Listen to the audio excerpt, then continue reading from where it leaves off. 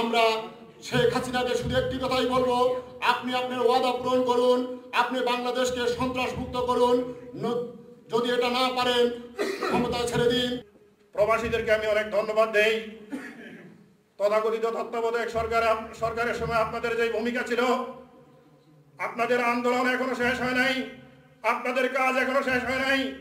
যতদিন পর্যন্ত এই সরকার স্বৈরাচারী সরকারের এবং এই বাকশাল সরকারকে না হটিয়ে বাংলাদেশের মানুষকে মুক্তি না দিতে পারেন, গণতন্ত্র ফিরিয়ে দিতে না পারেন, ততদিন পর্যন্ত প্রবাস থেকে আপনাদেরকে এই সংগ্রাম চালিয়ে যেতে হবে।